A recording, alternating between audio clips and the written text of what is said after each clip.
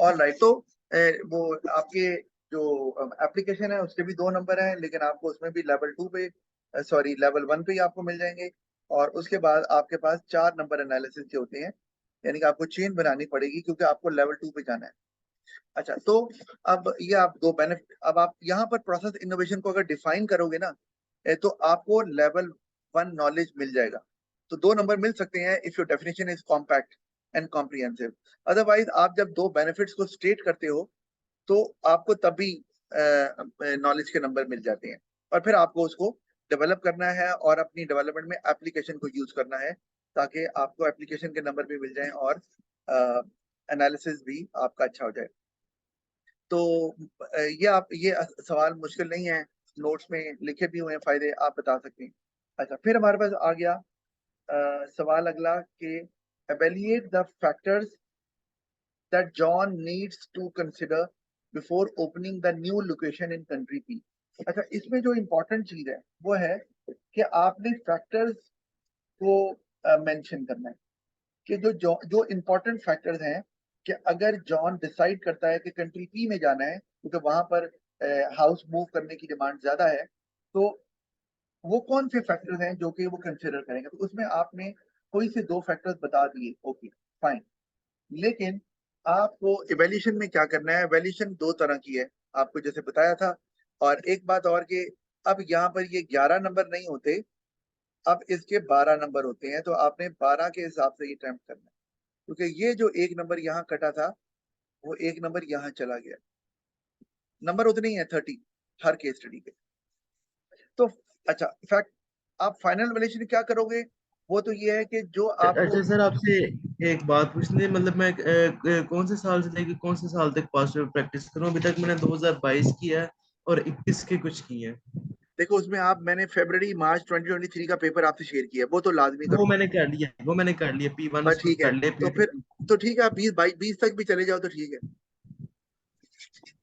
अच्छा, तो फैक्टर जब आप बताओगे ना बॉडी में, तो आपने कोई 2 फैक्टर्स बता दिए कि ये उनकी इंपॉर्टेंस बता दी, लेकिन जब आप वैल्यूएशन करोगे एंड पे, तो आप बताओगे कि मोस्ट इंपॉर्टेंट फैक्टर या फैक्टर्स कौन से हैं।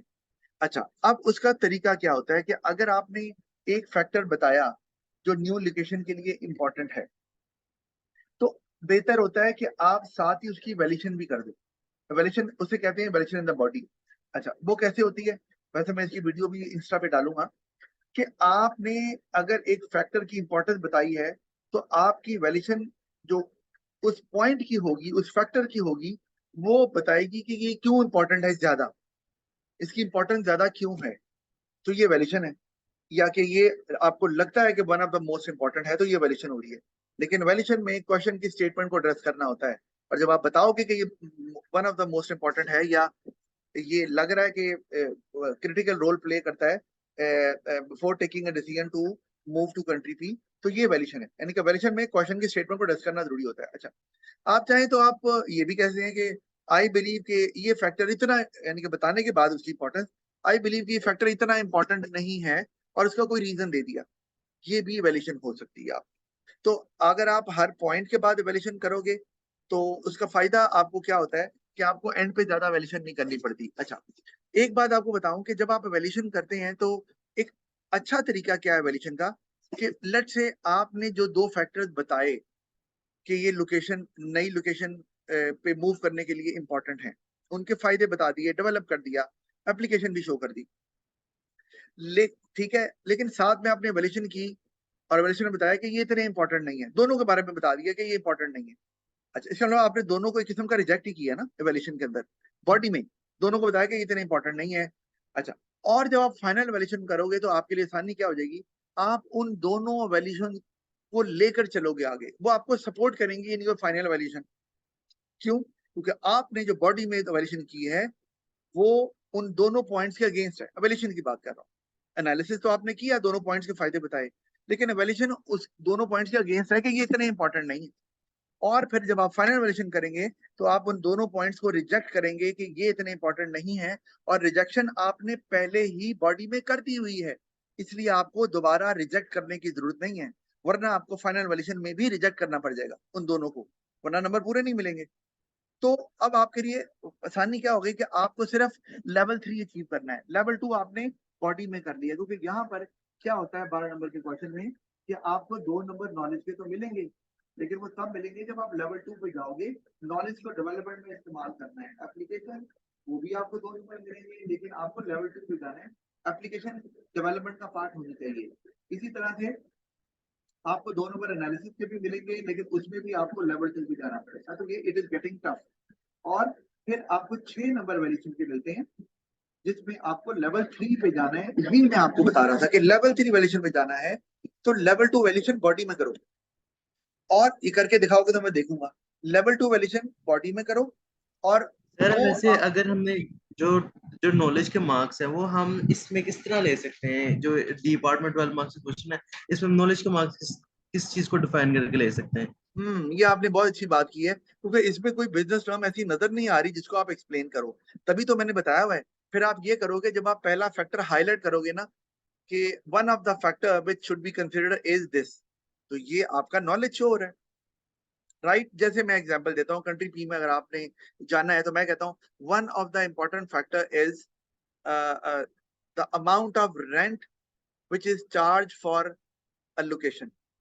तो अब ये नॉलेज शो की ना आपने रेंट की, तो ये एक पॉइंट बन गया, आपको नॉलेज लेवल 1 मिल रहा है यहाँ पर। अब आप जब इस पॉइंट को अपनी डेवलपमेंट में इस्तेमाल करोगे, जैसे आप कहते हो कि रेंट जो है it is a fix cost, and either